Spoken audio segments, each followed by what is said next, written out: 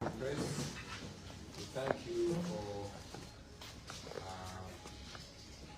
the services and also thank you for once again joining us to amplify our voice. As you can see, we are late. We have not yet set off for our next activities in Wampara and Tongamo because our leadership team had gone to the police to ascertain the situation and to follow up on our comrades that were arrested yesterday. As you are all aware that as time goes by, the regime increases violence and lawlessness. Yesterday, more than 100 of our comrades were arrested as we headed to Wiziwera for our rally. Many of them were beaten, were tortured, and they are detained. They were arrested more than 100 of our friends, and the biggest percentage of them are those from Barara, from Akooye, from Western Uganda. Among the people arrested are even our candidates. For example, our woman MP candidate for Wampara district, her name is Sarah Chichoncho. She's in detention. Our MP for Wampara East, called Miyambi Jean, is also at the police. And also our MP for Bukanga North, Comrade Chihembo Emmanuel, is also under arrest. And many, many others, the foot soldiers and other leaders at lower levels are in detention. As you media people saw, they are in cells, but they are on handcuffs. They've told us they spent the night on handcuffs. Many were beaten for no reason whatsoever. We are told, and I mean, besides this, you remember that 10 of our comrades were arrested and they were remanded in Dira. And then the day we came to Mbarara, 20 of our comrades were arrested and they were remanded in Chiruhura. Now these ones were accused of assaulting the people who attacked us. All of you were watching when goons dressed in yellow t-shirts with Museveni's picture, holding Museveni's posters, came and attacked us with sticks and stones, and they were being protected by the police. When we got here, we were raided, more than 20 of our comrades were arrested, and now they are instead being charged for assaulting the people that attacked us. Meanwhile, the police has not said anything about the people that attacked us. We condemn this behavior. We also continue to call out Mr. Byabakama and the Electoral Commission to pronounce themselves on these illegalities that are ongoing. We know that the regime is doing this to intimidate us, to cut our speed, and to derail us. They don't want us to campaign, especially in the Western region, particularly in Akooye. They were shocked and embarrassed by the love and massive support that we received in Barara, following their tribal propaganda and trying to divide the people of Uganda along tribal lines. We thank the people of Barara, the people of Akooye, including the people of Sinjiro, where we went and we got massive welcome. We also got massive welcome in Kazo, and the people in Chiruhura also welcomed us, even though they were being gravely intimidated. Now, because we know that they are trying to stop us, they're trying to cut our speed, and yet we promise the people of Uganda that we shall reach them under whatever circumstances. From here, we are proceeding. We are going to Wampara, and we are also going to Dunga. Even though our candidates for these constituencies are in illegal detention, we are going to represent them, we are going to campaign for them, and we are going to set stage for them. For as soon as they come out of illegal detention, they will carry on from there. We thank you very much. SG, maybe our spokesperson,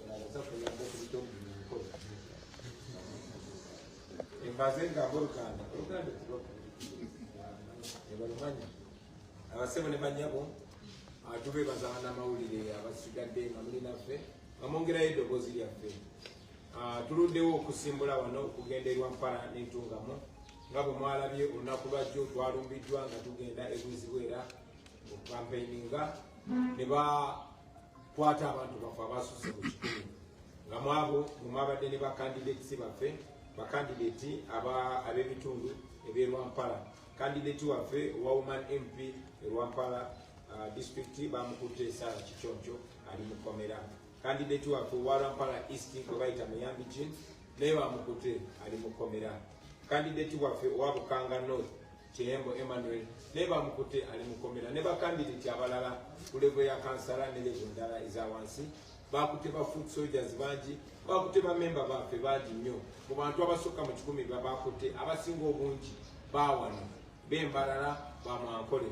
Tukimanyi nti bagezaako tusala speed. Ate kino kigoberedde era okutulumba ne bakwata abantu baffe 10 babasibiralira. Then olunaku lwe twajja mujjukira mwenna nti twalumbibwa abavubuka abaali bakutte emiggo n'amayinja nga bakumibwa poliisi.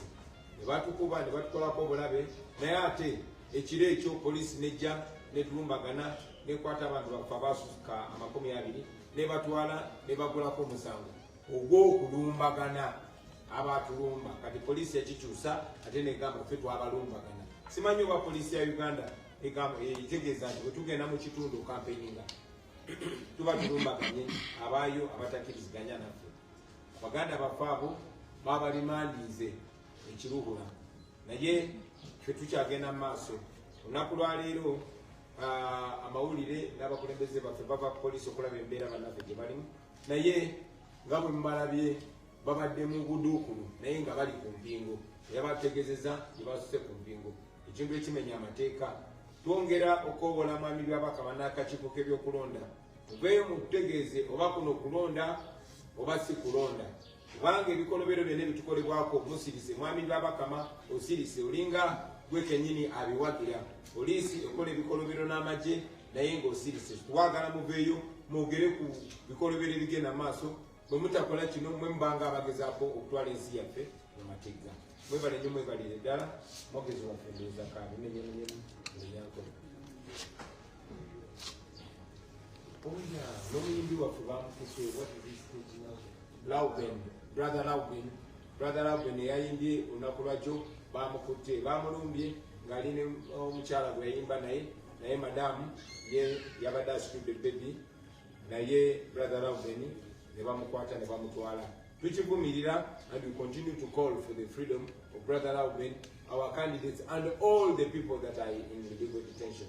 Thank you very much. Tebanaba kututegeeza misango gye babaguddeko okuleka bali be basibidde ekiruhula. Bano tebanaba kututegeeza misango gy'abaguddwako. Just detaining someone in handcuffs is against the law of officers here. In which way are you protesting that, and how are you helping those people in that situation? No, we protest all the impunity and all the illegal actions, all the criminal actions. First of all, it is illegal to stop a presidential candidate from campaigning in any part of Uganda. It is illegal. It is illegal for the police to aid criminals to come and cause harm to a campaign team. It's illegal. It's illegal to torture people. It is illegal to detain them in cells with handcuffs. You notice that impunity is the identity of this regime, and that is why we are fighting. That is why we are in this struggle to bring a Uganda that is administered according to the rule of law. Yes, I'm also reminded to inform you that just this morning,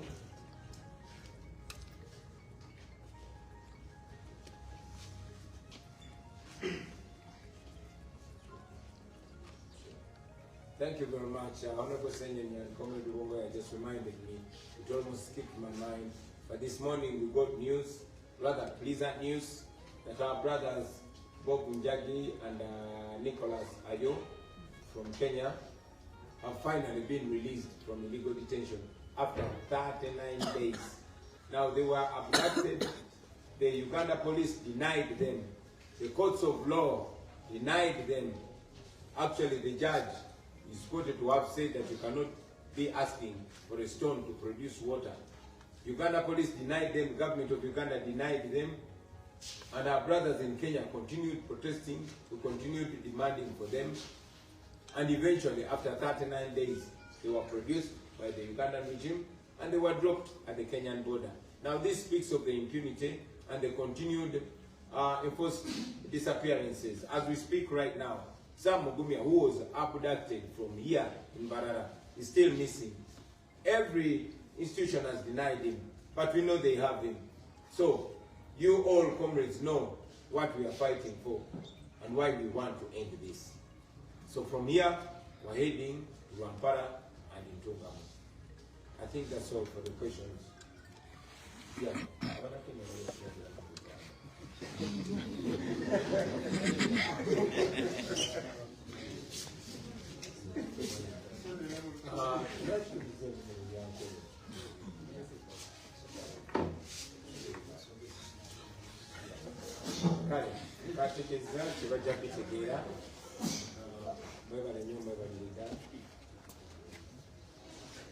Oh yeah, local made continue Gavana Kenya Baganda getting in Uganda. We wow Amachaka Leero, Twafunya Maudine, Baganda Febo Kujabi, Nicholas Oyo, Amana Kenya, about one Biwa to Eastern Uganda, launching a manifesto affair. The Babanjigua, the Tuabanja government on Navy Ghana, Magene Gana, Tegabaina, police Negana, Tebaina, Tekoti, the Zegana, the Zibaina. Leona Kubalero, Basubidwa, border ya Uganda ne Kenya. Echikakasati government ya Mugadebaina. Chono Chibajukize nti bantu bangi nnyo babadenga bawambibwa Sam Mugumya abamuwamba ne Barara wennyini. Nekate banga ligenze talabika ebitongole byonna byamwegamba. Ennaku biri emabega twabadde tuziika mukyala Kibalama, Monica Kibalama. Bawe yawambibwa atadangamu kulabika. Mukyala amaze ebbanga nga banja bawe ne mukyala naye yasangiddwa nga afudde mu ngeri etategerekeka. Ebyo byonna ebitulwanya era tujja kuwangula. Kakati tusimbudde tugenze Rwampara n'atungamu. Mwebale nnyo mwebaliriza.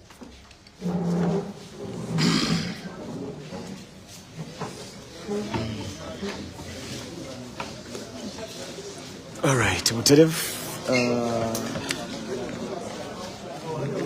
Mukoto gwa Sama Uganda. Baganda bange. Fe tuchabawereza embeera nga bweri mu kubanga etambula mpola mpola olunaku olwaleero twolekera Rwampara Samayogi ne ku poliisi mbaddeyo lwakuba nti mbadde saakyajinze bulungi so nga sifunye kaliro naye tuli mu kwolekera Rwampara olunaku olwaleero. Baganda bange abasebo ne banyabo yenze ankosama bangi nnyo badde bambuuza Mama Bobi tunga embeera gyalimu. Mama yakubidde olunaku olw'ejjo pepa sipre ate abadde bulungi naye yatwaliddwa mu ddooto tukakasa nti agenda kuba atereera. So baganda baffe tugenzeko ku poliisi ne tubalabako batambula ne His Excellence tiimu ye nga basuze nga basibiddwa ku mpingo. So akyekyo basebo ne banyabo kale mugenda kukkiriza twongere okubaweereza mpola mpola ate olunaku nga lunatambula ku lwa Katonda tujja kuba tuwangula tujja kuba tumalako kale mukkirize mberekereze ngenda kuba nkomawo mu maaso awo baganda bange basebo ne banyabo yenze anko Samayogi kankomewo.